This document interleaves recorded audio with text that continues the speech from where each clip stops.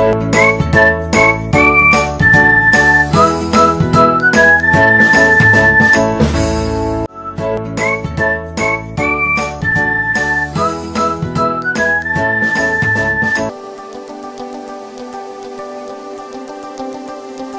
करते हैं। तो लास्ट लेक्चर में स्पेक्ट्रल इमिसिव पावर बता दिया था। एक तो मैंने बताया था इमिसिव पावर, मैं एक बार रिवाइज करा देता हूं।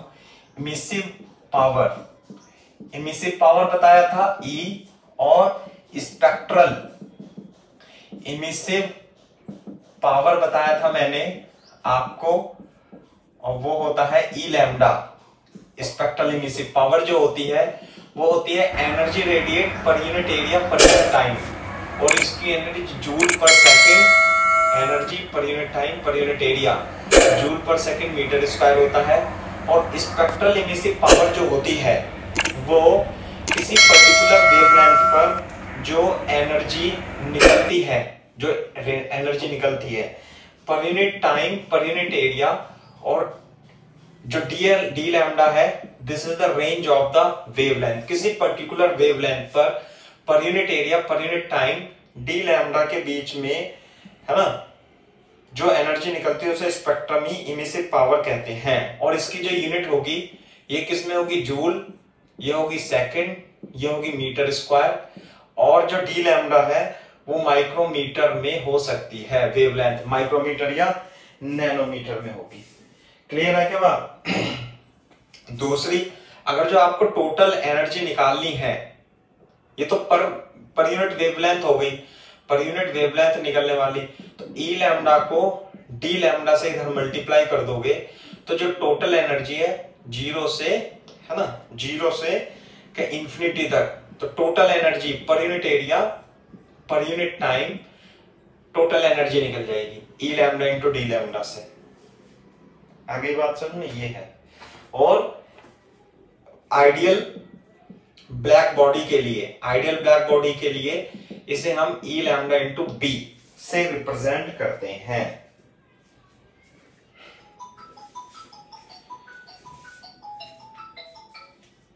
कॉपी करो। हेलो, हाँ जी बेटा बताओ। हाँ जी बताइए।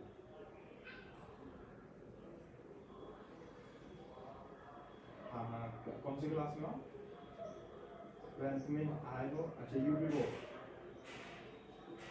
ठीक है। तो 12th में आए हो, 12th पास कर लो।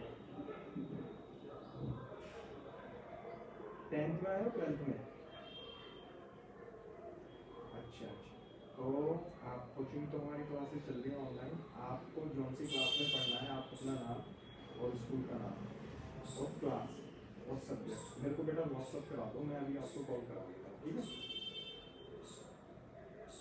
अपना नाम, स्कूल का नाम और क्लास और सब्जेक्ट मेरे को व्हाट्सअप कर दो, तो मैं, हाँ, ऑनलाइन ही पढ़ा।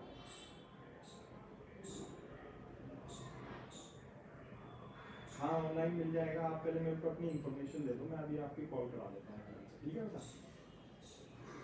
फिर आपसे बात कर लेंगे जो भी होगा, ठीक है? ओके।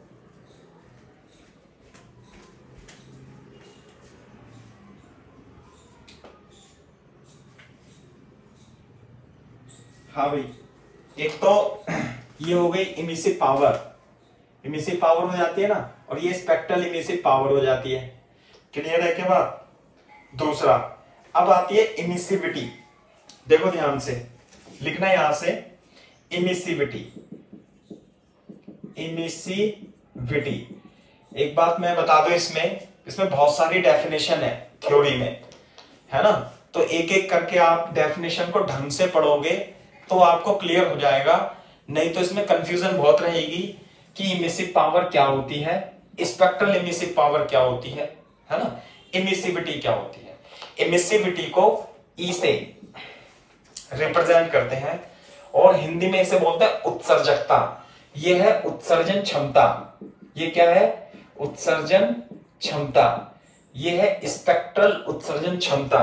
ये होती है इमिसिविटी, है ना।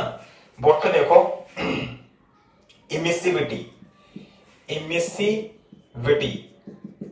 जिसे हम E से रिप्रेजेंट करते हैं, it is the ratio of emissive power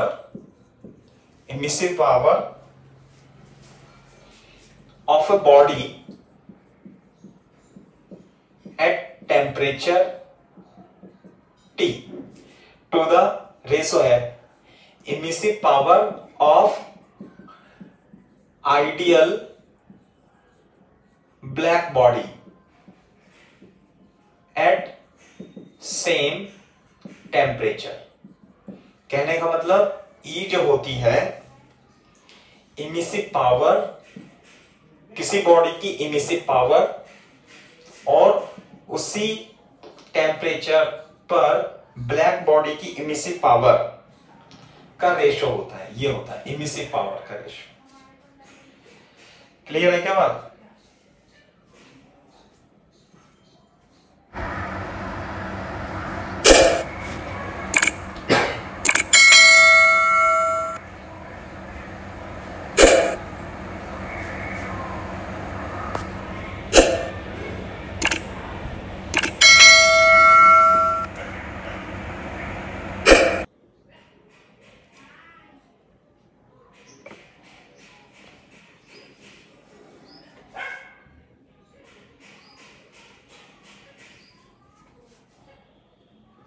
लिख लिया भाई?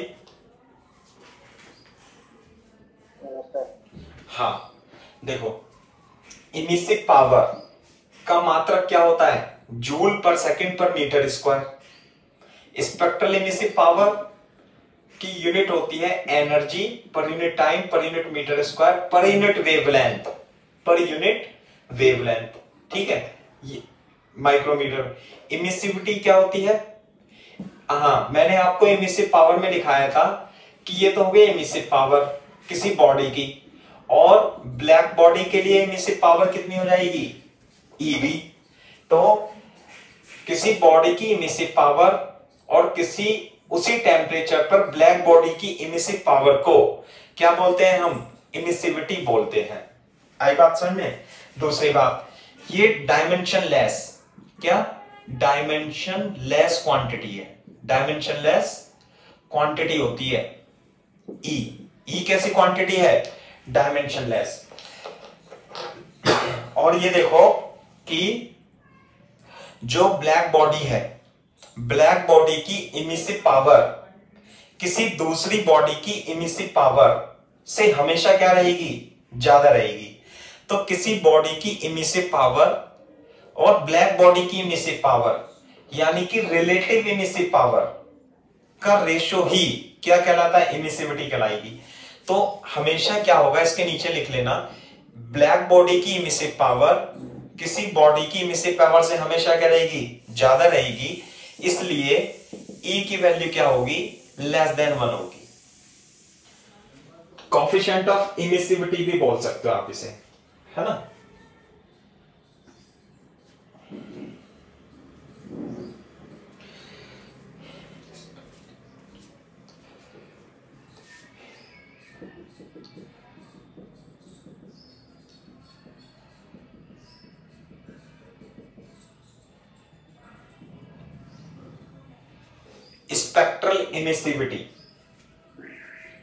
स्पेक्ट्रल इमिसिविटी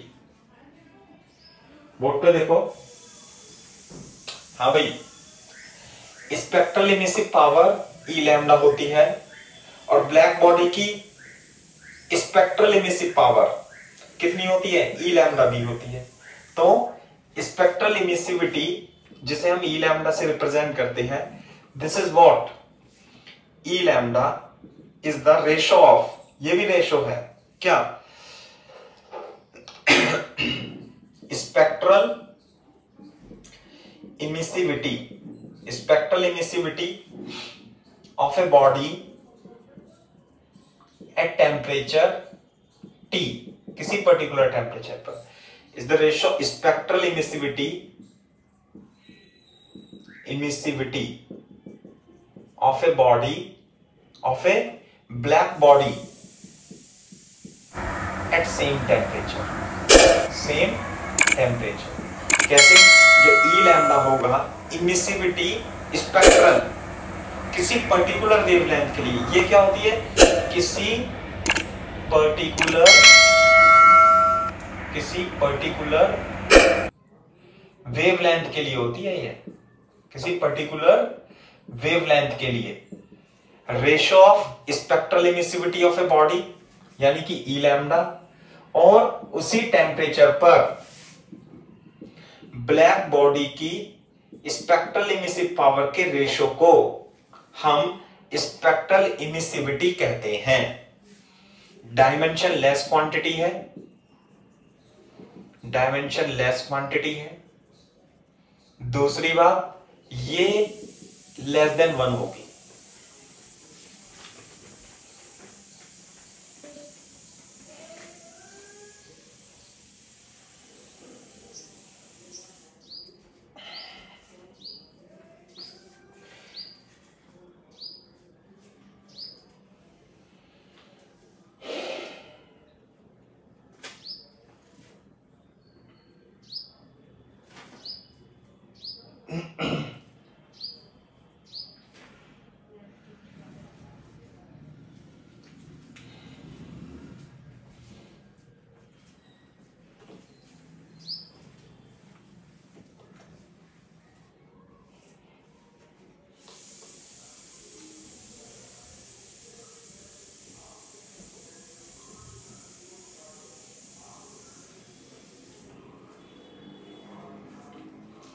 नेक्स्ट लिखो absorptive power, absorptive power, absorptive power.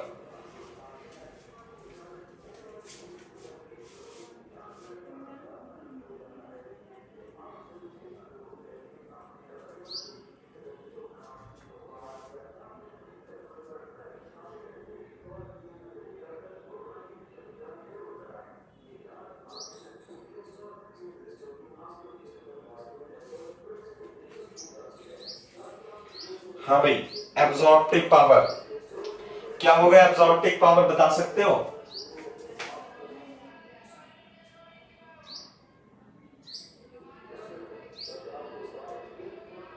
अरे जब लिख लो तो बता देना। हाँ, एब्जॉर्प्टिव पावर क्या होता है? जैसे कि मान लिया ये बॉडी है और इस पे रेडिएशन हमने डाला, तो इसने कुछ रेडिएशन जो है एब्जॉर्ब कर लेता है। ये तो क्यू इन हो गया और ये क्यू एब्जॉर्ब हो गया, कुछ एब्जॉर्ब हो गया। सही है, तो लिख लेते हैं एब्जॉर्प्टिव पावर जो होती है उसे ए से रिप्रेजेंट करते हैं। This is the ratio of, this is the ratio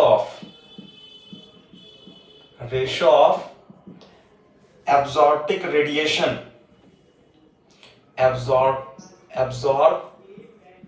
absorb radiation to the incident radiation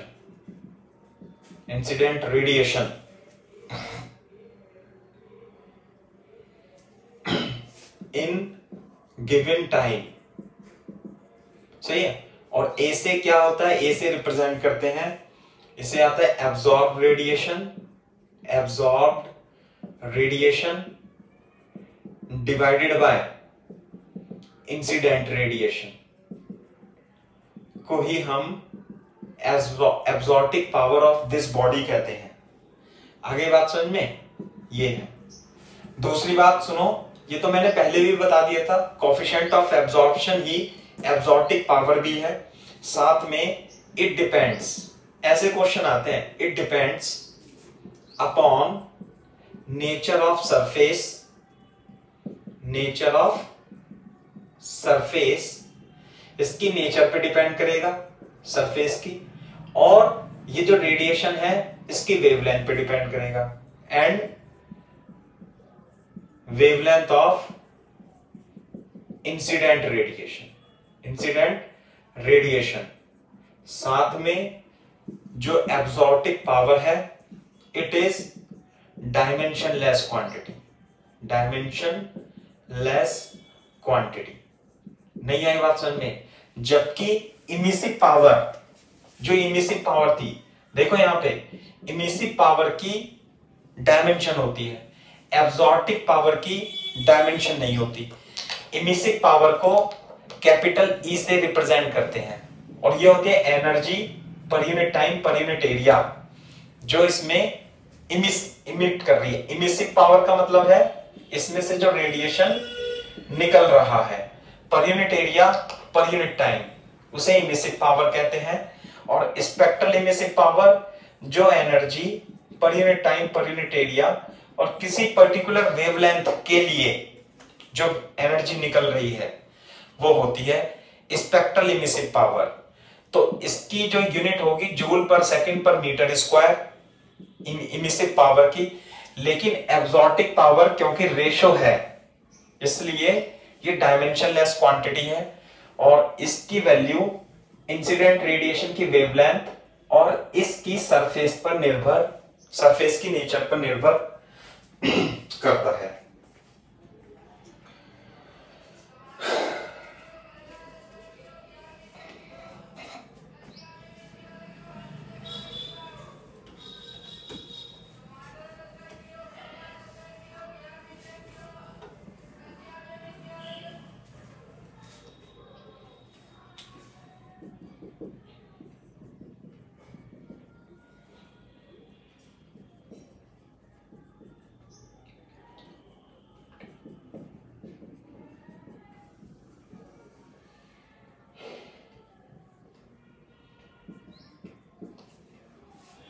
इसे ए से रिप्रेजेंट करते हैं एब्जॉर्प्टिव पावर को।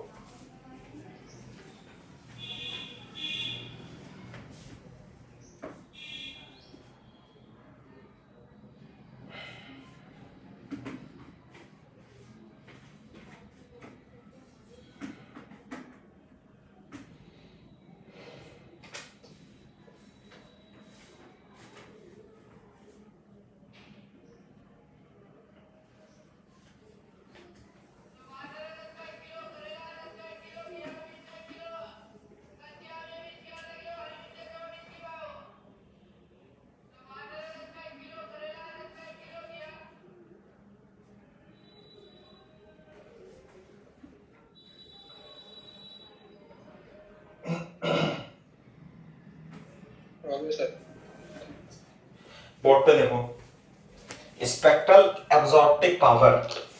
स्पेक्ट्रल एब्जॉर्प्टिव पावर, मान लिया कोई सरफेस है और इस पे किसी पर्टिकुलर वेवलेंथ लैम्डा का रेडिएशन इंसिडेंट होता है तो इसे ए लैम्डा से रिप्रेजेंट करते हैं। लिखेंगे इसमें कि at particular wavelength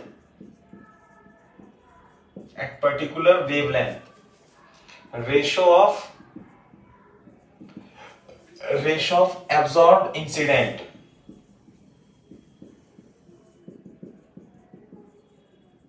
to ratio to incident radiation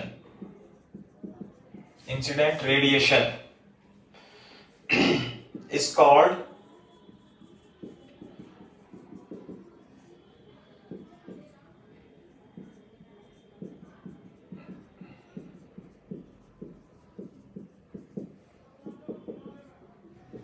A lambda is equal to absorb radiation at wavelength lambda, incident radiation at wavelength lambda, और इसे A lambda से रिप्रेजेंट करते हैं।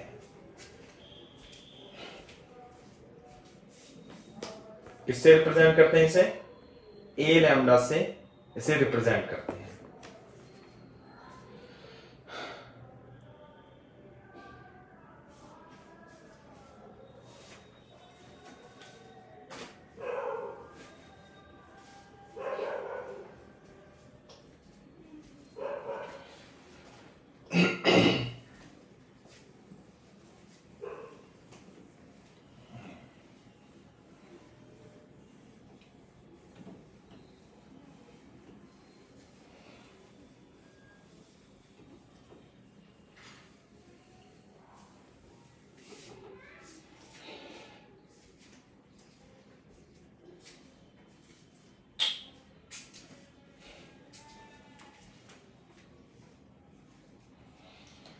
Spectral absorptive power A lambda,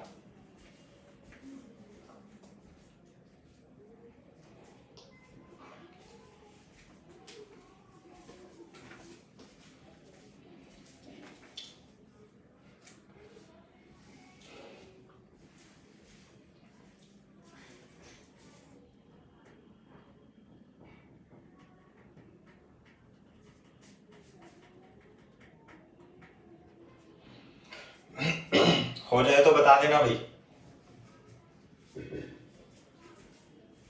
okay sir. Very good. अब देखो, इस A lambda is dimensionless quantity dimension नहीं होती। साथ में फॉर आइडियल ब्लैक बॉडी के लिए बताओ बेटा, ए लैम्डा की वैल्यू कितनी होगी? आइडियल ब्लैक बॉडी के लिए ए लैम्डा की वैल्यू बताना sir. 1। Very good. A lambda की वैल्यू ब्लैक बॉडी के लिए होती है 1।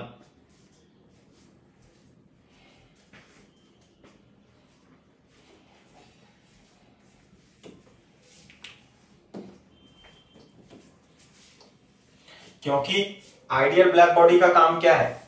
जितना भी रेडिएशन किसी पर्टिकुलर वेवलेंथ पे आएगा वो सारा का सारा एब्जॉर्ब हो जाएगा। तो ए लैम्डा कितना हो जाएगा? 1। जितना आया सब एब्जॉर्ब हो गया। तो for ideal black body A lambda B is equal to 1। ये है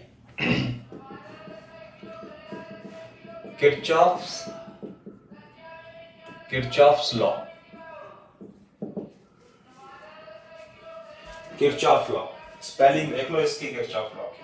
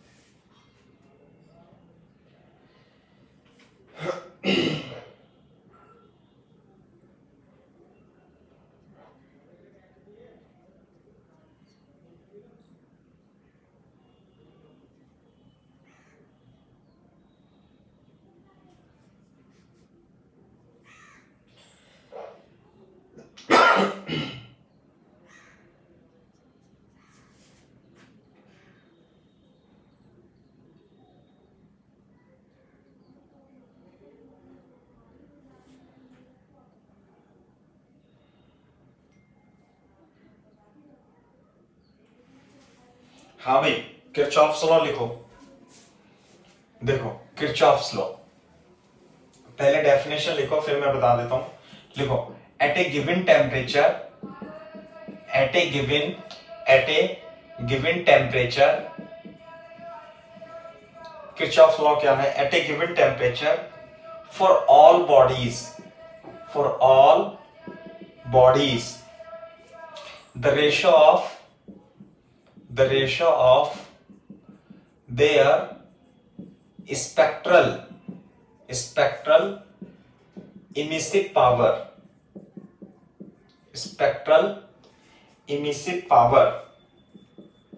E lambda, spectral emissive power कहाँ गया?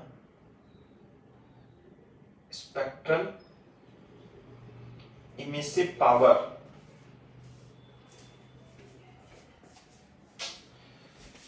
Spectral emissive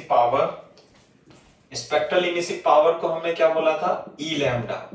spectral emissive power to spectral absorptive power क्या था? Spectral absorptive power A lambda is constant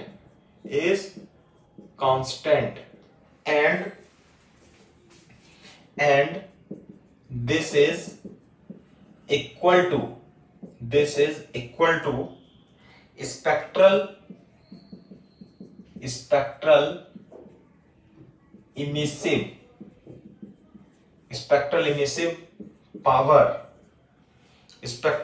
power, E lambda, spectral emissive power of black body at same temperature. Spectral emissive power E lambda B at same temperature. पहले definition लिख लो फिर मैं बताता हूं।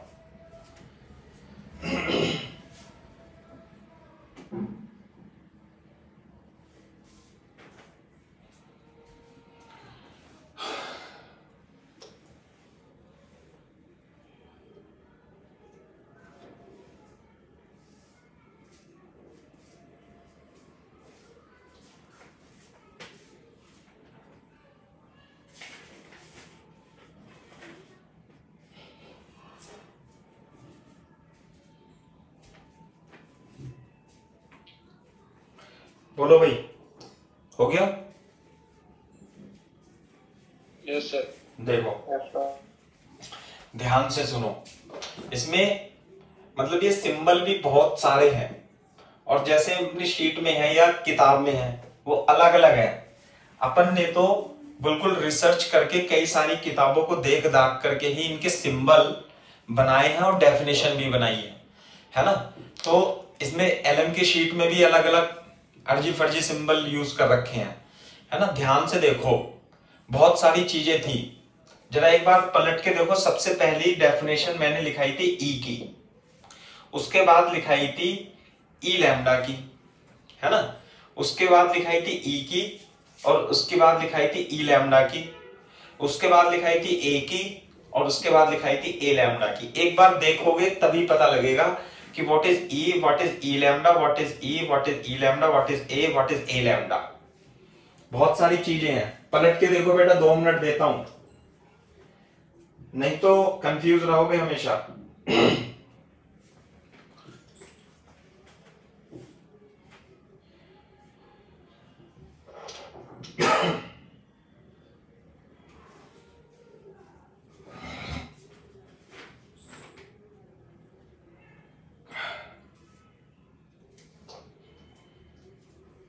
हाँ भाई, मेरे को बताओ ई क्या है? ये ई बताना, व्हाट इज ई? अरे सागर, अंकित, बताओ बेटा, व्हाट इज ई? सबसे पहली परिभाषा किसकी लिखाई है अंकित? Emissive power. हाँ, वेरी गुड, इमिसिव पावर। ये क्या है? इमिसिव पावर है। इमिसिव पावर की डेफिनेशन की energy radiated, energy emitted per unit time per unit area. सही है, इमिसिव पावर। उसके इमिसिव पावर को खोल के रखो, उसमें हमने emissive power of black body को ईबी से रिप्रेजेंट किया हुआ है। ये जो इमिसिव पावर है ये किसी भी बॉडी की है। देखो, जो बॉडी होंगी, 2 टाइप की बॉडी होंगी। एक तो नॉर्मल बॉडी, जैसे ये एक बॉडी कौन सी होगी सागर, साकिब? ब्लैक बॉडी कौन सी होगी? Black body. तो जो हम इमिसिव पावर और ये सब चीजें लिखते हैं तो ब्लैक बॉडी के लिए भी लिखते हैं और ये जैसे नॉर्मल बॉडी है इसके लिए भी लिखते हैं। तो इमिसिव पावर क्या थी? Energy, energy emitted per unit time per unit area. किसके लिए? इसके लिए, बॉडी के लिए। तो ब्लैक बॉडी के लिए क्या सिंबल रिप्रेजेंट करा? ईबी। देख लो चाहे इमिसिव पावर में। सही है भाई? ई लैम्डा क्या है? E lambda spectral emissive power, spectral emissive power. और इसकी डेफिनेशन क्या थी? ये थी energy radiated per unit time per unit area. ये भी यू है ये भी यू है, ऐसा कोई दिक्कत नहीं है, इसे क्यू भी लिख सकते हो आप, ऐसी कोई दिक्कत नहीं है। Energy emitted per unit time per unit area per unit wavelength. तो इसकी यूनिट अलग है, इसकी यूनिट अलग है ना। और spectral emissive power black body की ई बी लैम्डा, ई लैम्डा बी, ऐसे ये ब्लैक बॉडी के लिए हो गई। अच्छा, ये तो हो गई स्पेक्ट्रल इमिसिव पावर, उत्सर्जन क्षमता, उत्सर्जन करने की क्षमता, इमिसिव पावर। व्हाट इज ई? ई क्या है? इमिसिविटी। इमिसिविटी, इमिसिविटी का मतलब क्या है? उत्सर्जकता। उत्सर्जकता मतलब उसके उत्सर्जन करने की एबिलिटी, उत्सर्जन करने की एबिलिटी क्या होगी उत्सर्जकता की? डेफिनेशन क्या थी उत्सर्जकता की? कि एनर्जी कितनी इंसिडेंट हुई डिवाइडेड बाय इमिटेड। इमिसिविटी क्या है? अरे कहां गया इमिसिविटी? हाँ, इमिसिविटी ये है रेशो कि जैसे ये बॉडी है कोई, इसकी इमिसिविटी तो ई है और ब्लैक बॉडी की इमिसिविटी ई बी है, तो उसका अनुपात, उसका मतलब रिलेटिव इमिसिविटी कितनी? ई अपॉन ई बी को हम क्या बोलते हैं? रिलेटिव इमिसिविटी या उत्सर्जकता। यानी कि अगर जो इसकी इमिसिविटी 10, इसकी इमिसिविटी 97 है और ब्लैक बॉडी की इमिसिविटी तो 100 ही होगी, तो ब्लैक बॉडी के रेस्पेक्ट में जो इसका रेशो है उसकी इमिसिविटी, जैसे कि मान लिया अंकित तो काम करता है 100, अंकित को काम करता है 80 जूल और साकिब काम करता है 100 जूल, तो बॉडी की अंकित की इमिसिविटी किसके रेस्पेक्ट में? साकिब के रेस्पेक्ट में 80/100। तो E अपॉन ई बी को क्या कहते हैं? इमिसिविटी, उत्सर्जकता। यानी कि हम कंपेयर कर देंगे बॉडी को किसके, किससे कंपेयर कर देंगे? ब्लैक बॉडी से। अरे आई बात समझ में नहीं? और स्पेक्ट्रल इमिसिविटी, स्पेक्ट्रल इमिसिविटी जो होगी वो किसी पर्टिकुलर वेवलेंथ पर, किसी पर्टिकुलर वेवलेंथ पर, यानी कि इस बॉडी की इमिसिविटी, इस बॉडी की इमिसिव पावर किसी पर्टिकुलर वेवलेंथ के लिए divided by spectral emissive power of black body. अभी भी हम क्या करेंगे? कंपेयर करेंगे बॉडी की इमिसिव पावर को और ब्लैक बॉडी की इमिसिव पावर से, लेकिन किसी पर्टिकुलर वेवलेंथ पर कंसीडर करेंगे। तो ये है इमिसिविटी। इमिसिविटी, स्पेक्ट्रल इमिसिविटी लिखा है। दूसरा व्हाट इज ए? ए क्या है बताओ? एब्जॉर्प्टिव पावर, यानी कि कितना एब्जॉर्ब हुआ और कितना उस पे इंसिडेंट था। सिंपल, बोर्ड पे देखो, एब्जॉर्प्टिव पावर में और इमिसिव पावर में। एब्जॉर्प्टिव पावर की कोई यूनिट नहीं है और इमिसिव पावर की यूनिट है। अच्छा, ए लैम्डा बताओ, what is a lambda? Spectral absorptive power. हाँ, स्पेक्ट्रल तब हम बात करते हैं किसी स्पेक्ट्रल का मतलब है रेडिएशन किसी पर्टिकुलर वेवलेंथ का है, तो Q A lambda upon Q in lambda, तो स्पेक्ट्रल एब्जॉर्प्टिव पावर हो गई। दूसरी बात, अरे कहां गया वो? ये ध्यान से सुनना, ये तो किसी बॉडी की एब्जॉर्प्टिव पावर हो गई। और यदि मैं ये नहीं लिखा है मैंने इसमें ये नहीं लिखा है कि ब्लैक बॉडी की एब्जॉर्प्टिव पावर कितनी होगी? 1, और ब्लैक बॉडी की स्पेक्ट्रल इमिसिव पावर कितनी होगी? 1। ये तो मैंने लिखा दिया था, ये नहीं लिखाया था, लिख लो इसे। Absorptive power of black body 1 और स्पेक्ट्रल एब्जॉर्प्टिव पावर भी कितनी होगी? 1। यानी कि वेवलेंथ की बात करें या जर्नल बात करें तो एब्जॉर्प्टिव पावर ब्लैक बॉडी की क्या होगी? 1 होगी। ये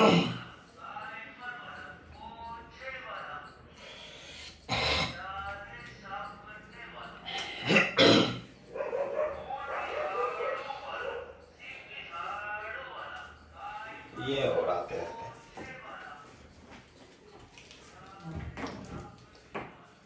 हाँ भाई, साफ कर दूं? अरे बोलो, साफ कर दूं भाई? कर दो सर। हाँ, ये तो रफ था, है ना, ये मैंने रिवाइज कराया है, क्योंकि हर एक किताब में सिंबल जो है अलग अलग है। तो इसलिए मैंने आपको अपने सिंबल बता दिए जो हमने सवाल में यूज कर रखे हैं। अब देखो, किरचॉफ लॉ को पढ़ो। क्या है किरचॉफ लॉ? किरचॉफ लॉ मैं बताता हूं, इसे इंग्लिश को छोड़ो। मान लिया एक बॉडी है, मान लिया दूसरी बॉडी है, मान लिया एक बॉडी, दूसरी बॉडी, तीसरी बॉडी, मान लिया ब्लैक बॉडी। सही है? अब एट ए गिवन टेम्परेचर, सबका टेम्परेचर क्या है? सेम है। ब्लैक बॉडी का भी टेम्परेचर सेम है। Ratio of their spectral emissive power, इसकी स्पेक्ट्रल इमिसिव पावर कितनी है? E lambda 1। इसकी स्पेक्ट्रल इमिसिव पावर कितनी है? E lambda 2। Spectral emissive power कितनी है? E lambda 3। और ब्लैक बॉडी की स्पेक्ट्रल इमिसिव पावर कितनी है? E lambda black body. To the spectral एब्जॉर्टिक power, इसकी एब्जॉर्टिक पावर कितनी है? ए लैम्डा 1। इसकी एब्जॉर्टिक पावर कितनी है? ए लैम्डा 2। इसकी एब्जॉर्टिक पावर कितनी है? ए लैम्डा 3। ब्लैक बॉडी की एब्जॉर्टिक पावर कितनी है? ए लैम्डा बी। नहीं आई बात समझ में? लेकिन ए लैम्डा बी, लेकिन ए लैम्डा बी तो किसका कितना होता है बेटा ब्लैक बॉडी के लिए? 1। तो वो कह रहा है सभी बॉडी के लिए ई लैम्डा और ए लैम्डा का रेशियो कांस्टेंट होता है। जैसे कि emissive power of one body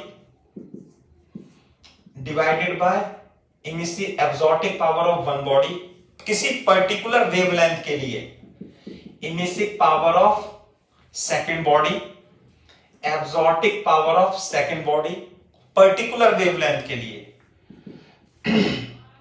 अरे टू ऐसे लिखना ये, है ना, ऐसे। एक मिनट ऐसे लिखो, 1 2 E lambda upon A lambda 3 is equal to E lambda B divided by A lambda B.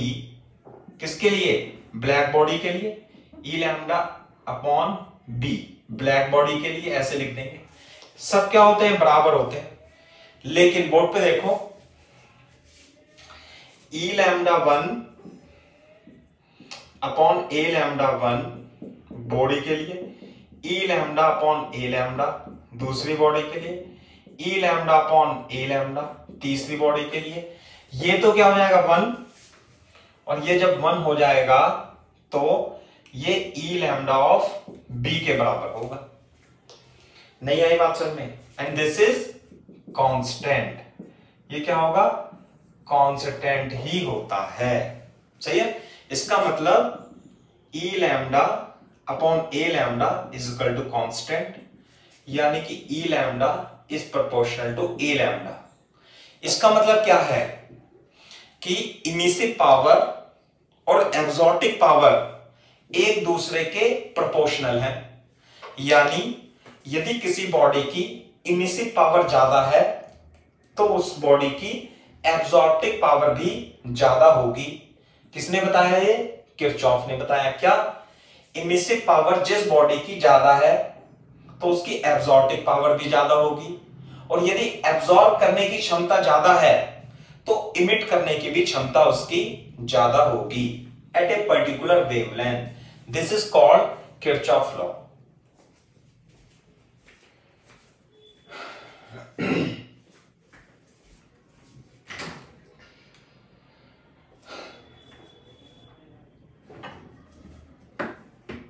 Copy करो।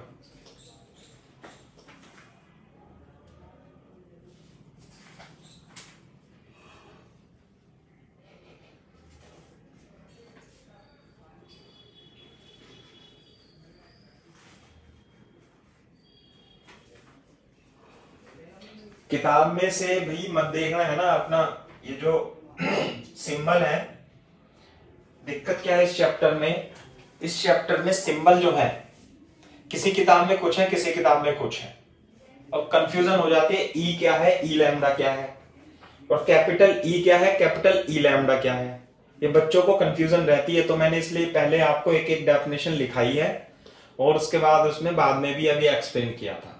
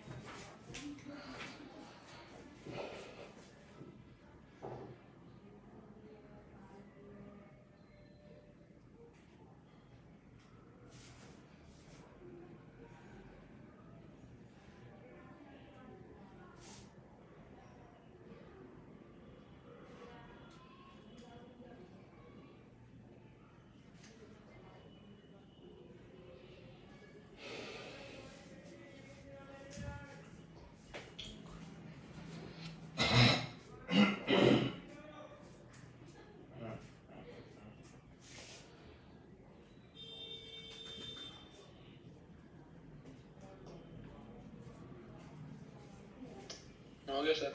सही है, तो ये है किरचॉफ लॉ। अरे समझ में आई बात? नहीं, कितनी सारी बातें समझाई तुम्हें, है?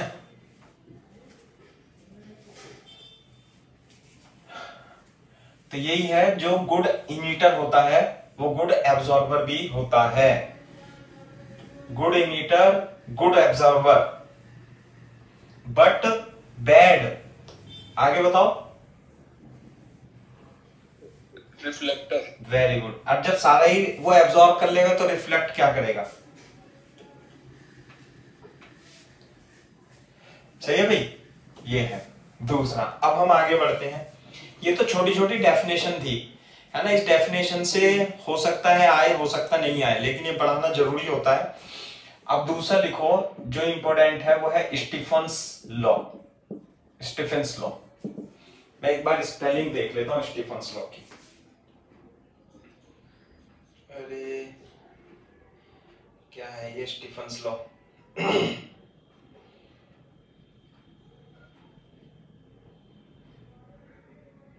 किरचॉफ लॉ, स्टीफन्स लॉ, बिल्कुल सही लिखी है आपने, स्टीफन्स लॉ। पहले इसमें लिख लो, लिखो for ideal black body, for ideal black body an radiated emitted radiation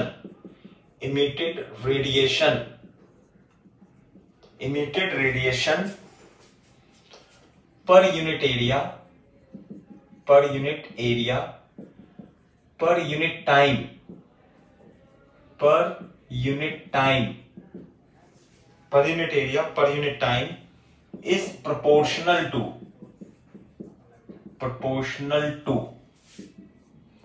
fourth power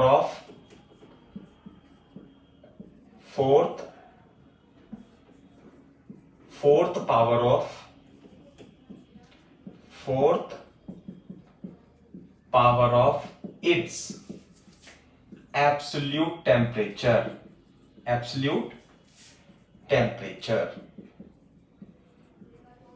that is, जैसे मान लिया कोई बॉडी है और इसका एब्सोल्यूट टेम्परेचर का मतलब होता है टेम्परेचर इन केल्विन से जो एनर्जी निकलेगी, जो एनर्जी रेडिएटेड होती है, और इसका एरिया क्या है? ए इज द एरिया, सही है।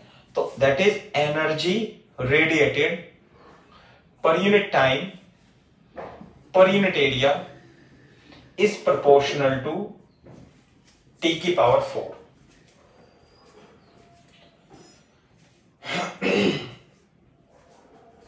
किसके लिए? ब्लैक बॉडी के लिए, है ना।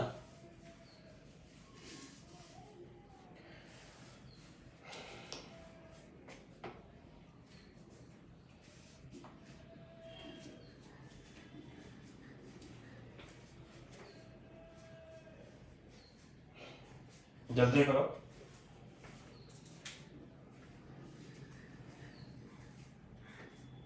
हो गया सर। बोर्ड पे देखो, ये कैसी बॉडी है भाई? Black body. लिख लेना इसे, क्या है ये? Black body. तो energy per unit time per unit area को हम क्या बोलते थे? Emissive power of black body is proportional to T की पावर 4। यही तो था सबसे पहले डेफिनेशन। लेकिन ये किसके लिए है? ब्लैक बॉडी के लिए।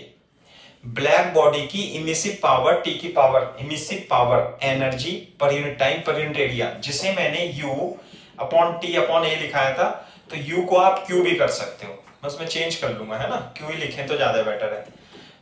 क्लियर है? अब यदि मैं ये प्रोपोर्शनलिटी कांस्टेंट हटाता हूं तो यहां पे एक नया कांस्टेंट आ जाता है जिसे हम स्टीफेंस कांस्टेंट कहते हैं। इसकी जो वैल्यू है 5.67 इंटू 10 की पावर -8। यूनिट और बता दो बेटा इसकी, तुम यूनिट कितनी होगी?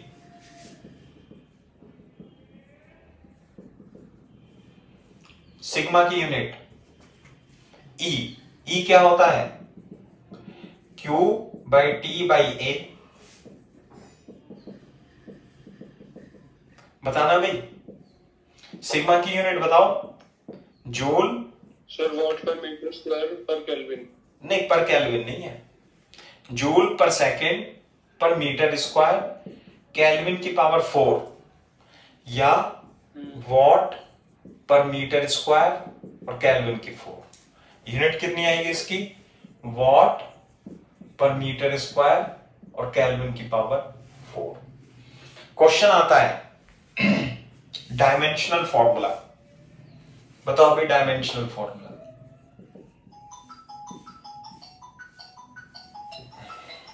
करो, डायमेंशनल फॉर्मूला निकालो।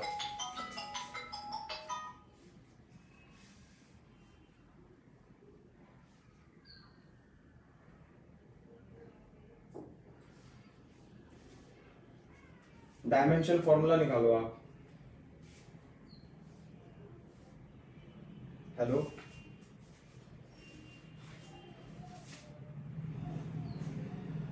आपने इस फोन पे फोन मत किया करो, ठीक है?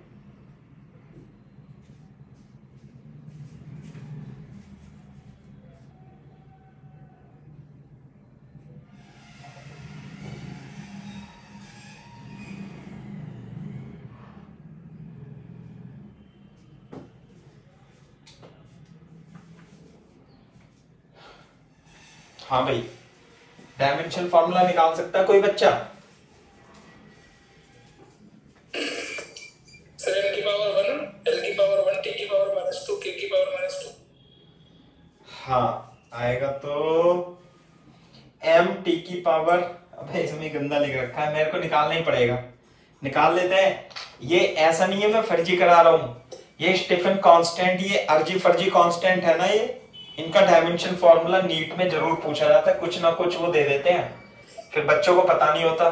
एक बार तो अभी पिछले साल तो स्ट्रेस का ही डायमेंशन फॉर्मूला पूछा था। वॉट केल्विन की power 4, joule W equal to FS से MA इंटू एल। तो ऊपर तो आ जाएगा ml स्क्वायर t-2।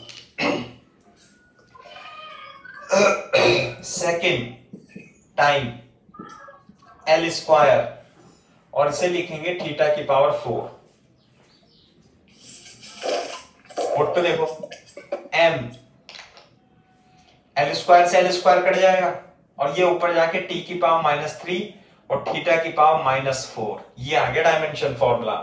m इधर लिख देता हूं, m t-3 थीटा -4, है ना भयंकर डायमेंशन फॉर्मूला?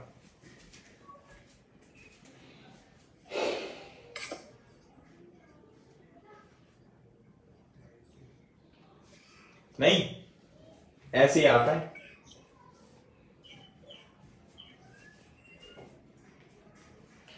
बोलो, साफ कर दो भाई। Yes sir. बोर्ड पे देखो, सुनो मेरी बात, m l की पावर -3 सॉरी t की पावर -3 थीटा की पावर -4। ये देखो, ये जो EB है, पढ़ के इंग्लिश में बताना क्या लिखूं इसे।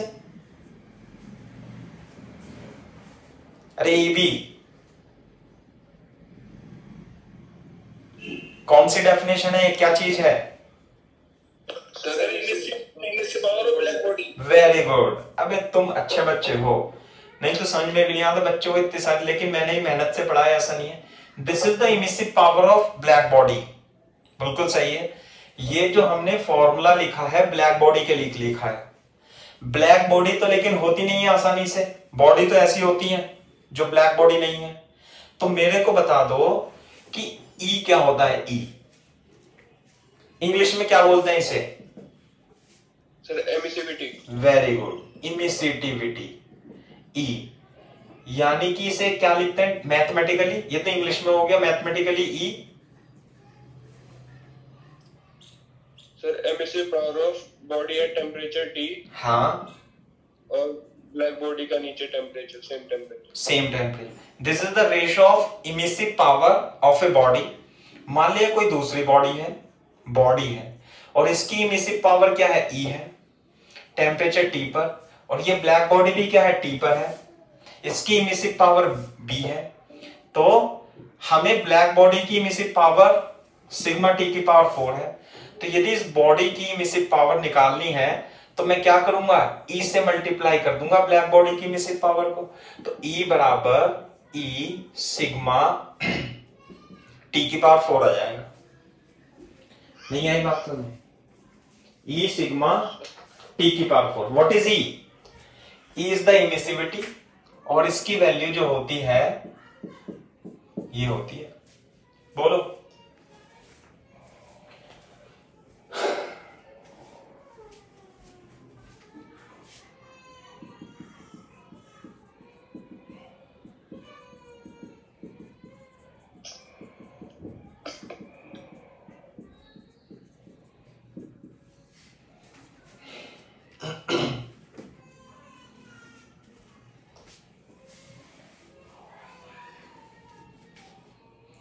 करो भाई, लिख लेना अपने मतलब कॉपी पे, नहीं तो भूल जाते हैं ये ई क्या था, ई क्या था। मैं ही भूल गया था, मैं ही पढ़ता हूं बार बार। हाँ भाई, मेरे को ये बता दो ये ई होता क्या है? ई इंग्लिश में क्या बोलते हैं ई को? हाँ, इमिसिव पावर। मैथमेटिकली कैसे लिखते हैं इसे? Energy emitted per unit time per unit area. तो किसी बॉडी की, इस बॉडी की इमिसिव पावर कितने? E, और इसका टेम्परेचर T, तो कितना होगा? अच्छा, जब मैंने इमिसिव पावर लिखाई थी तो ध्यान करना, मैंने इसे U/TA लिखाया था, तो वहां पे U को Q ही कर लो तो ज्यादा बेटर है ना। मैं अपने नोट्स में भी U को Q ही कर लेता हूं, ज्यादा अच्छा रहेगा। अलग अलग सिंबल जो है वो गलत दिखा देते हैं फिर, है ना। तो emissive power, energy emitted per unit time per unit area, E sigma T की पावर 4। बोर्ड पे देखो, Q/T is equal to E sigma A T की पावर 4। यानी कि ये कोई बॉडी है, इसका टेम्परेचर T है, इसका एरिया A है ना, और इसकी नेचर का मतलब इसकी इमिसिविटी, अब nature to nature, material to material nature change करेगी। तो इसमें से जो एनर्जी, इसकी जो एनर्जी पर यूनिट टाइम, ये क्या है? Radiation energy per unit time जो रेडिएट होगी वो कितनी होगी? E सिग्मा A T की power 4। This is the rate of energy dissipated, rate of energy emitted. ये क्या है? Rate of energy emitted, energy per unit time, rate कहते हैं, ई यानी इसकी नेचर पे डिपेंड करेगी, सिग्मा ये तो कांस्टेंट है, ए एरिया पे डिपेंड करेगी, टी इसके टेम्परेचर पे डिपेंड करेगी। इसमें से हीट निकलने की दर, इसमें से रेडिएशन निकलने की दर किस किस पे निर्भर करती है, ई सिग्मा ए टी की पावर 4, ऐसे है, स्टीफन का नियम है।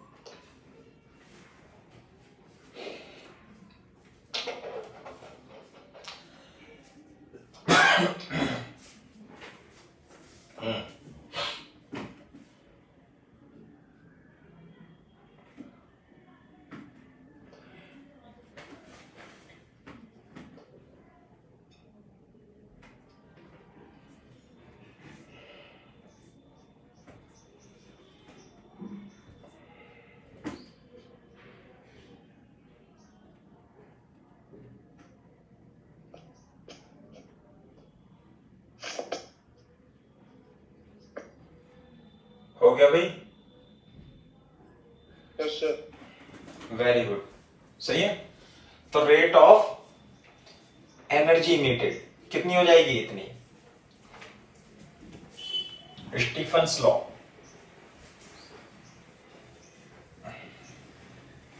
बोर्ड पे देखो, अब जैसे प्रीवॉश थ्योरी ऑफ हीट एक्सचेंज बताया था, जैसे मान लिया बॉडी है, इसका टेम्परेचर T, इसकी नेचर E और एरिया A है, तो ये क्या करता है, और यहां पे टेम्परेचर T नोड है, मान लेते हैं ये टेम्परेचर T नोड है, तो according to previous theory of heat exchange, अगर जो इसका टेम्परेचर T है तो ये रेडिएट तो करता ही रहेगा, साथ में एब्जॉर्ब भी करता रहेगा, नहीं, जैसे बॉडी है ये है, तो ये बॉडी केवल रेडिएट नहीं कर रही है, ये रेडिएट भी कर रही है और अपने एटमॉस्फेयर से एब्जॉर्ब भी कर रही है। तो जो रेट मैंने बताया था ना, जो अच्छे एब्जॉर्बर हैं, अच्छे इमीटर भी हैं, किरचॉफ ने बताया था, Kirchhoff law, E is proportional to A, E lambda is proportional to A lambda. तो यदि इसकी इमिसिव पावर इतनी है तो ये एब्जॉर्ब भी करेगा, एब्जॉर्ब भी करेगा। एब्जॉर्प्शन जो डिपेंड करेगा वो बाहर के टेम्परेचर पे करेगा, है ना, और ये रेडिएट भी करेगा। रेडिएट किस टेम्परेचर की वजह से करेगा, अपने बॉडी के टेम्परेचर पे। एब्जॉर्प्शन और रेडिएशन, एब्जॉर्प्शन और इमिशन दोनों होते रहते हैं। तो एब्जॉर्प्शन होने की दर तो ये है, सॉरी, रेडिएट होने की दर, इमिशन होने की दर तो ये है, एब्जॉर्ब होने की दर क्या होगी, है ना, रेट ऑफ एब्जॉर्प्शन लिख सकते हो। यदि इसका एरिया A है, रेट ऑफ, इसके नीचे लिख लेना, rate of energy, rate of absorption, ऐसे लिख दो, एब्जॉर्प्शन कितना, Q अपॉन T, यानी कि एनर्जी एब्जॉर्ब पर यूनिट टाइम किस पे डिपेंड करेगा, इसकी नेचर पर, स्टीफन कांस्टेंट पर, इसके एरिया पर, जितना ज्यादा एरिया होगा उतना ज्यादा एब्जॉर्ब करेगा, और एटमॉस्फेयर के टेम्परेचर की 4th पार्ट।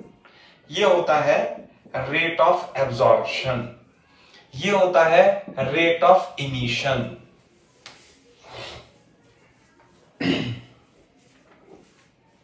एब्जॉर्प्शन भी होता रहता है, इमिशन भी होता रहता है।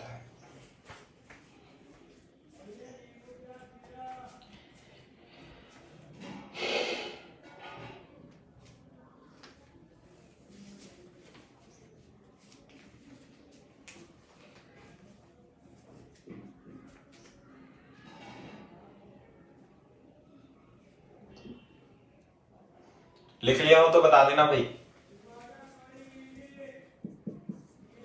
लिख लिया सर। Very good. तो ये था स्टीफन्स लॉ। अब हम आगे पढ़ते हैं।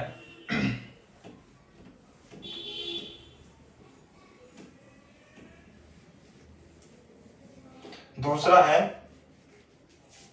Stephen's Boltzmann, Stefan's Boltzmann's law. Stefan's Boltzmann's law क्या होता है?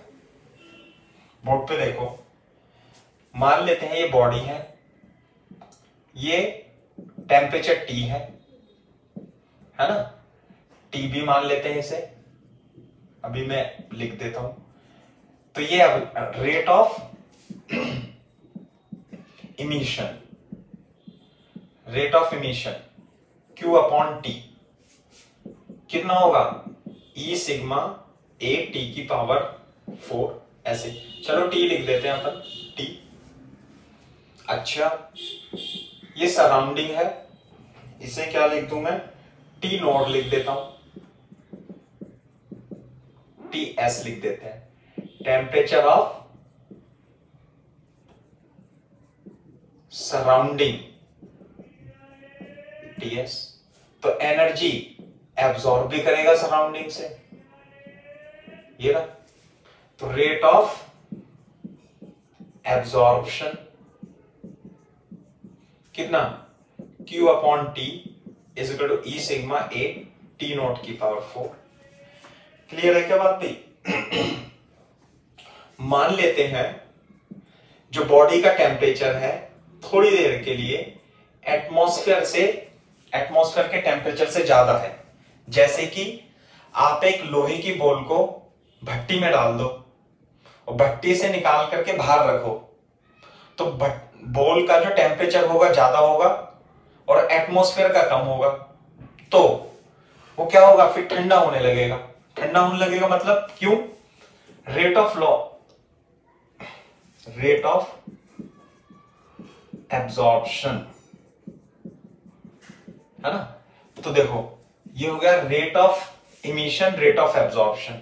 तो rate of loss of heat, rate of loss of heat क्या होगी? ये तो हो गया इमिशन, ये हो गया एब्जॉर्प्शन, ऐसे कर लो, एब्जॉर्प्शन, और ये हो गया इमिशन। तो rate of loss of heat कितना होगा बता सकते हो भाई? अबे इसमें से हीट निकल ली है ना और आ भी रही है, तो नेट लॉस कितना होगा? मान लिया 100 जूल जा रही है पर सेकंड और 30 जूल आ रही है पर सेकंड, तो एनर्जी का लॉस क्या हुआ? कोई भी बॉडी किसी भी टेम्परेचर पर रेडिएट भी करती रहती है और अपने सराउंडिंग से एब्जॉर्ब भी करती रहती है। मान लिया 100 जूल पर सेकंड ये बाहर फेंक रही है और 30 जूल पर सेकंड ये एब्जॉर्ब कर रही है, तो बेटा rate of loss of heat क्या होगा?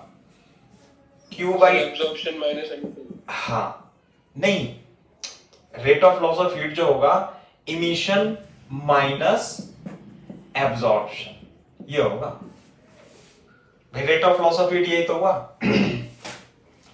तो यहां पे लिख देता हूं मैं, चलो यही लिखता हूं, इसलिए dQ अपॉन dt जो होगा वो कितना होगा? E सिग्मा A T की power 4 minus E sigma A T naught की पावर 4। कॉपी करो यहां तक।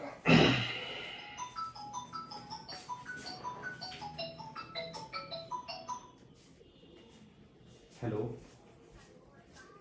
हाँ जी बताइए।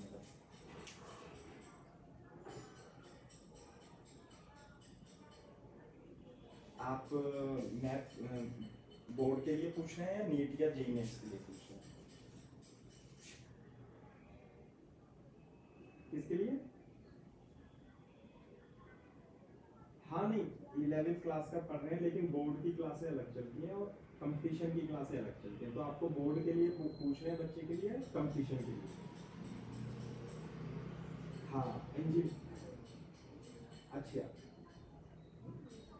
हाँ हाँ, नीट की तैयारी भी कराते हैं हम, तो 11th 12th ही होती है।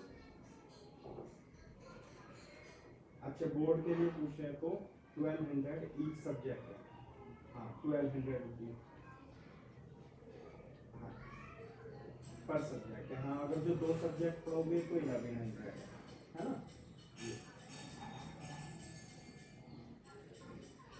क्या मैडम? हाँ हाँ हाँ हाँ हाँ हाँ हमारे यहाँ ही मिलेंगे, हम ही पढ़ाते हैं। हाँ 1100 पर सब्जेक्ट हो जाएंगे, यदि एक ही पढ़ोगे तो 1200।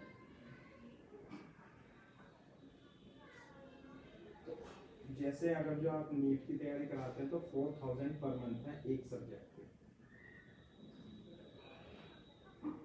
हाँ पर मंथ। अगर हाँ उसमें क्या है, हम जो LM में और आकाश में जो मॉड्यूल कराते हैं वही वाला हमारा मटेरियल है, और उसके लिए हम अलग से पढ़ाते हैं। वो हाई लेवल का होता है, उसमें टाइमिंग भी ज़्यादा लगती है और उसमें मेहनत भी ज़्यादा होती है। हम हाई लेवल का पढ़ाते हैं, बोर्ड में तो NCERT लेवल तक का ही पढ़ाते हैं। हाँ तो बोर्ड, हाँ ऑब्वियसली बिल्कुल बिल्कुल। बायोलॉजी में तो NCERT से आ जाते हैं, लेकिन फिजिक्स और केमिस्ट्री में NCERT से नहीं आते नीट में, जैसे यदि आप पूछोगे। हाँ ये तो उसका क्या मैडम? जेई एडवांस का भी इतना ही है। जेई एडवांस का भी इतना ही 4000 पर मंथ ईच सब्जेक्ट। ये गढ़ रोड पर है आकाश इंस्टीट्यूट। यदि आपने गढ़ रोड पे देखा हो तो आकाश इंस्टीट्यूट के जस्ट पीछे है ना, आकाश इंस्टीट्यूट के बराबर में ही बिल्डिंग है, वहीं पे हमने खोल रखा है। हाँ हाँ हाँ बिल्कुल बिल्कुल बिल्कुल वही।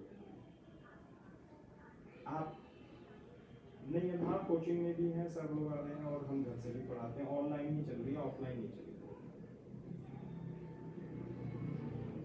यही वैशाली में है ना, आपने बोर्ड देखा होगा लगा हुआ। हाँ हाँ वही है बिल्कुल बिल्कुल। आप कहाँ से बोल रहे हैं मैडम? बस तो वैशाली के बच्चे तो ऑनलाइन पढ़ रहे हैं काफ़ी। तो कौन से स्कूल में है बच्चा आपका? अच्छा केंद्र विद्यालय में। तो केंद्र विद्यालय में तो 9-10 के बच्चे हैं और 12 के बच्चे थे, अब तो नहीं पढ़ रहे थे वो। तो 11 के नए बैच शुरू करेंगे हम, तो आप बताइएगा जब भी आपको बच्चे को पढ़ना। दूसरा आप ना अपना बच्चे का नाम और स्कूल का नाम भेज दीजिए मेरे को व्हाट्सएप करके, तो मैं बता दूँगा जब भी क्लास है ना। क्योंकि मैडम अभी ऑनलाइन ही चलेगा, आने वाले समय में ऑफलाइन तो चलेगा नहीं, तो इसलिए हमने ऑनलाइन के लिए ही अनाउंस ही करा दिया। ठीक है ओके।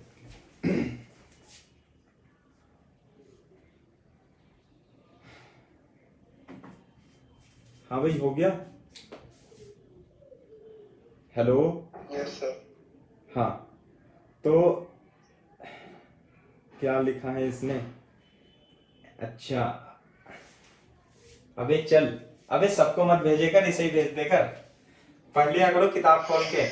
सुनो इधर, अब हमें क्या निकालना है? This is the rate of loss of heat, सही है।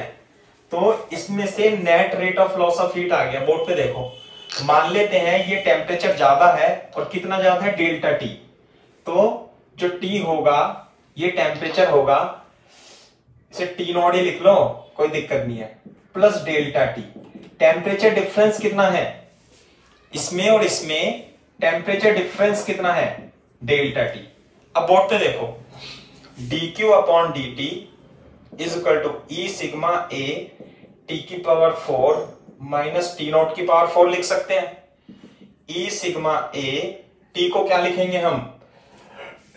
टी को लिखेंगे टी नॉट प्लस, टी को लिखेंगे हम, टी को लिखेंगे T naught plus delta T की पावर 4 माइनस टी नॉट की पावर 4 लिख सकते हैं क्या भाई ऐसे? टी को T is equal to T naught minus delta T, सही है। अब यदि मैं इसमें टी नॉट की पावर 4 कॉमन ले लेते हैं, टी नॉट की पावर 4 यदि कॉमन आएगा तो यहां पे क्या बचेगा? 1 plus delta T upon T naught की पावर 4 माइनस टी नॉट की पावर 4। अंकित शैलेन, क्या नाम है तेरा, सागर, ये बताओ मेरे को, ये बात समझ में आई नहीं आई, बोलो। Yes sir. है ना पावर। अब देखो मैं इसे पावर कॉमन ले लेता हूं, E sigma A T note की power 4 1 plus delta T upon T note की पावर 4 -1। बोलो। अब इसमें बायनोमियल एक्सपेंशन लगा देंगे, वो होता है 1 प्लस एक्स की power n is equal to 1 plus N X. तो इसमें n क्या है 4 और x है ये, तो e sigma a T note की power 4 1 plus 4 delta T T nought -1। अरे बताओ ये सब बात समझ में आई नहीं है? 1 प्लस है ना, तो देखो ये कट जाएगा इससे और इधर बचेगा e sigma a T note की power 4 delta T upon T nought बचेगा। क्लियर है बात? ऐसे बचेगा टी नोट। तो अब देखो टी नोट से टी नोट कट जाएगा या, तो rate of loss of heat, rate of loss of heat यानी कि dq अपॉन dt कितना आएगा बताओ? यह आएगा 4 e सिग्मा टी नोट की पावर 3 और यह आएगा डेल्टा टी। बोर्ड पे देखो, rate of loss of heat is equal to कितना 4 e सिग्मा टी नोट की पावर 3 और डेल्टा टी क्या लिखा था मैंने? t minus T naught. Clear है क्या? दूसरी बात, ये जो हीट है ये कम हो रहा है, तो यहां पे एक माइनस साइन और लगा देंगे। क्या लगा देंगे? क्योंकि हीट जो है इसमें से, मान ले इसमें एनर्जी क्यू थी, तो ये टाइम के साथ कम हो रही है, तो इसलिए dq अपॉन dt क्या ले लेंगे हम? माइनस ले लेंगे। तो यहां पे क्या जाएगा? माइनस, यहां पे क्या जाएगा? माइनस, यहां पे क्या जाएगा? माइनस। ये हो गया Stefan Boltzmann's law, minus dq upon dt minus dq upon dt is equal to 4 e sigma T note की power 3 t minus T nought. दिखाई दे रहा है क्या बेटा स्क्रीन पे साफ? यस सर, दिख रहा है। सही, यस सर। Very good.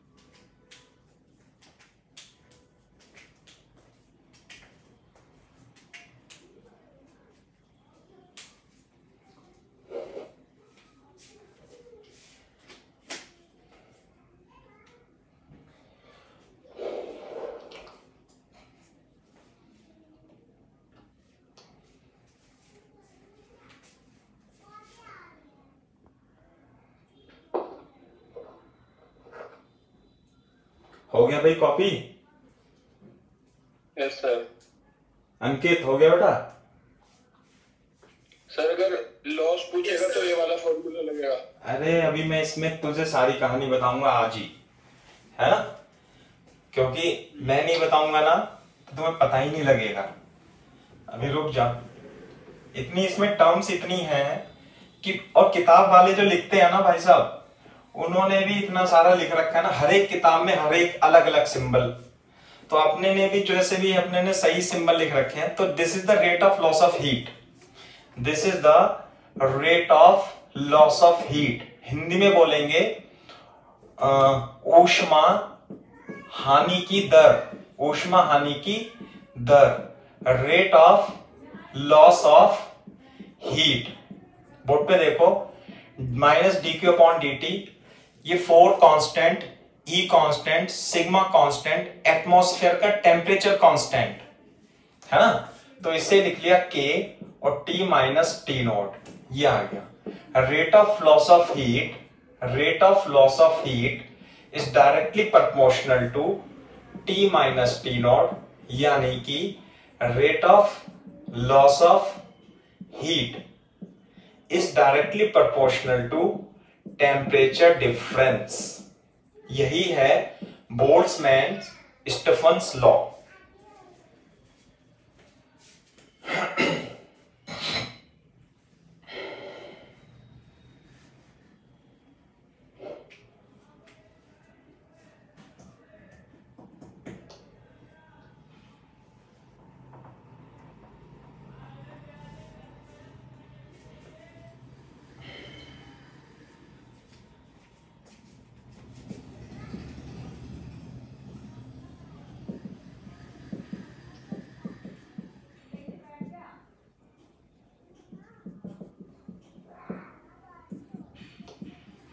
हाँ भाई, यदि मैं माइनस डी क्यू और ये, इसे क्या मान लिया मैंने y, और इसे क्या मान लिया मैंने x, तो यहां पे देखो इसे क्या मान लिया मैंने, बोर्ड पे देखो y is equal to k into X, minus rate of loss of heat और टेम्परेचर डिफरेंस, टेम्परेचर डिफरेंस के बीच यदि ग्राफ पूछे, आ चुका है ये नीट में, rate of loss of heat और टेम्परेचर डिफरेंस के बीच में यदि ग्राफ पूछे तो बेटा y is equal to K X, कैसा ग्राफ आएगा Ankit? Straight line passing through origin, ऐसे ये आएगा। ये है, ध्यान से देखो, ये minus D Q upon D T और टेम्परेचर डिफरेंस के बीच में ग्राफ है स्ट्रेट लाइन।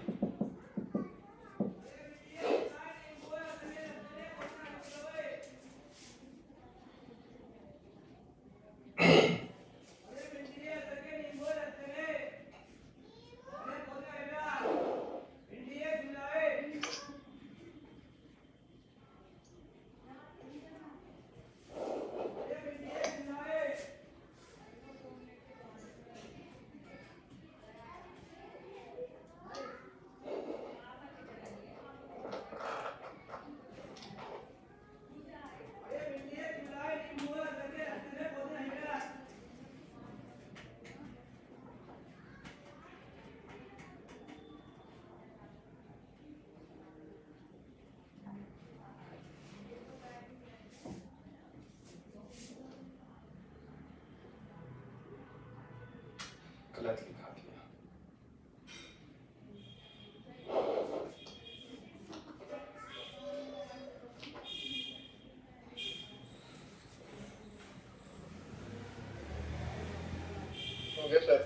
ठीक है, अब देखो इसमें थोड़ा सा भी और करते हैं। इसमें देखो ये तो rate of loss of heat है ना, ऐसे करके।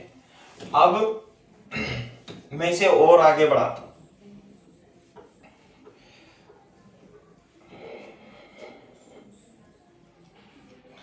लिखो न्यूटन्स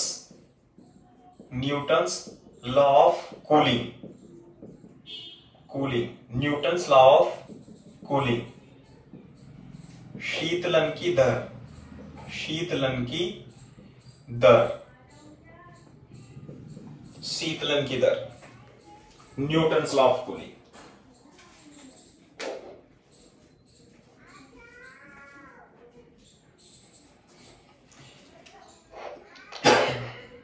बोर्ड पे देखो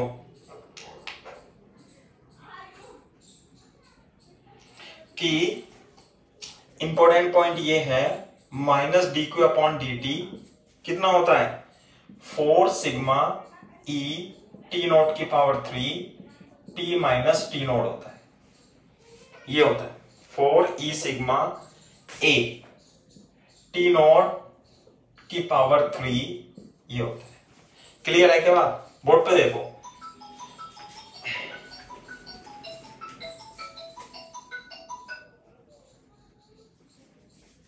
हेलो हेलो, हाँ वैशाली में हाँ सर। हाँ हाँ, ये वैशाली में है, गढ़ रोड पे आकाश इंस्टीट्यूट के पास। हाँ, आकाश इंस्टीट्यूट के जस्ट पीछे।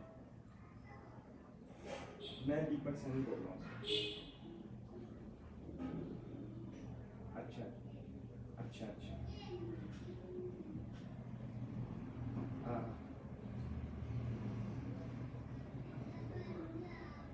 ठीक है।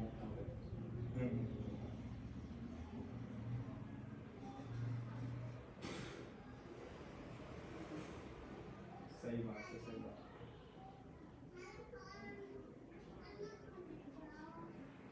हाँ नहीं बिल्कुल। आपका नाम क्या है सर? नाम? अच्छा अच्छा। मनीष जी बिल्कुल हमें आवश्यकता तो होगी। आप मेरठ में रह रहे हैं क्या? अच्छा अच्छा अच्छा। हाँ हाँ, कोई बात नहीं, वो तो सभी हम घर पे आ गए हैं। आप मेरे को एक काम कीजिए मनीष जी, आप ना थोड़ा सा अपने बारे में लिख करके या रिज्यूम हो तो मेरे को इस पर व्हाट्सअप कर दीजिए, ठीक है? हाँ हाँ, आप मेरे को एक बार व्हाट्सअप भी कर दीजिए सर। हाँ ये व्हाट्सअप नंबर है सर मेरा। ठीक है, ओके, बिल्कुल।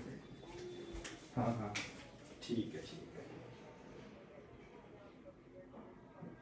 ठीक है ठीक है, मैं आपका नंबर सेव कर लेता हूँ। ठीक है, धन्यवाद सर। ओके। हाँ भाई, अरे ये बताओ। हेलो, हाँ भाई अंकित, थोड़ी देर और पढ़ते हैं, इसे खत्म कर लेंगे आज, है ना? थोड़ी देर लगे रहो यहाँ पे। जैसे मान ली बॉडी है, इसकी स्पेसिफिक हीट कैपेसिटी एस है। नहीं आई बात समझ में? क्या है ये? Specific heat capacity. Specific heat capacity, ये तो मैंने पढ़ा रखा है ना, स्पेसिफिक हीट कैपेसिटी। शायद नहीं पढ़ा रखी, लिख लो। देखो, यदि मैं इसे बोर्ड पे देखो dq हीट दे दूं तो इसका टेम्परेचर dt बढ़ जाता है। तो इसका मास यदि m है तो dq बराबर ms डेल्टा t, ये जानते हो नहीं? dq बराबर ms डेल्टा t। अरे बोलो, हेलो। नहीं सर। अबे dq बराबर ms डेल्टा t नहीं जानते? dq बराबर ms delta theta. Sir n तो सुना था, पर m n, एक मिनट रुक जाओ। चलो अब कल को पढ़ेंगे, है ना बेटा? ठीक है।